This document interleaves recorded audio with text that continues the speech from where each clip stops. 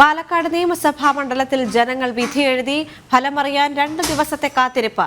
70% കടന്ന് പോളിംഗ്. വികസന agenda വോട്ടായി മാറുമെന്ന ആത്മവിശ്വാസത്തിൽ NDA സ്ഥാനാർത്ഥി C. കൃഷ്ണകുമാർ. രാവിലെ 7 മണി മുതൽ തന്നെ പോളിംഗ് ആരംഭിച്ചു. തുടക്കത്തിൽ കൂടുതൽ ആളുകൾ പോളിംഗ് ബൂത്തിലേക്ക് എത്തിയിരുന്നു. പിന്നീട് മന്ദഗതിയിലായി. വൈകിട്ടോടെ പോളിംഗ് ബൂത്തുകൾ വീണ്ടും സജീവം. പ്രചാരണ സമയത്ത് വികസനം മാത്രം ചർച്ച ചെയ്തത് ഇത്തവണ അനുകൂലമാകുമെന്ന് ആത്മവിശ്വാസം പ്രകടിപ്പിച്ച് NDA സ്ഥാനാർത്ഥി C. കൃഷ്ണകുമാർ. രണ്ട് മുന്നണികൾക്കും വിവാദങ്ങൾ മറന്ന് വികസനത്തിൻ്റെ പിന്നാലെ വരേണ്ടി വന്നു. ഞങ്ങൾ ചർച്ച ചെയ്ത വിഷയങ്ങൾ അജണ്ടയാക്കി അവർക്കും ഈ തെരഞ്ഞെടുപ്പിൽ മുന്നോട്ട് വരേണ്ടി വന്നു. ഇത്തവണത്തെ വോട്ടും അതിനനുസരിച്ചിട്ടായിരിക്കും. ഞങ്ങൾ 1ാം സ്ഥാനത്തും 2ാം സ്ഥാനത്തിന് വേണ്ടി UDFും LDFും തമ്മിൽ മത്സരിക്കുന്നുണ്ട്.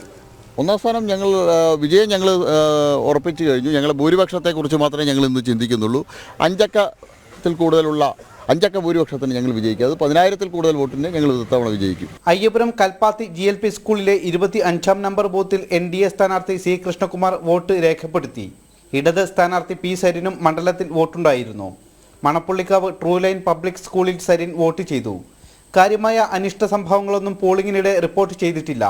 2021 നിയമസഭാ തെരഞ്ഞെടുപ്പിൽ 3859 വോട്ടിന്റെ ഭൂരിപക്ഷത്തിനാണ് UDF സ്ഥാനാർത്ഥി ഷാഫി പറമ്പിൽ വിജയിച്ചത്. ചെറിയ ഭൂരിപക്ഷത്തിന്റെ വിജയമായതുകൊണ്ട് തന്നെ ഇത്തവണ മണ്ഡലം പിടിച്ചെടുക്കാനുള്ള ശക്തമായ പ്രചാരണ പ്രവർത്തനങ്ങളായിരുന്നു NDAയുടെ ഭാഗത്തു നിന്നും ഉണ്ടായത്.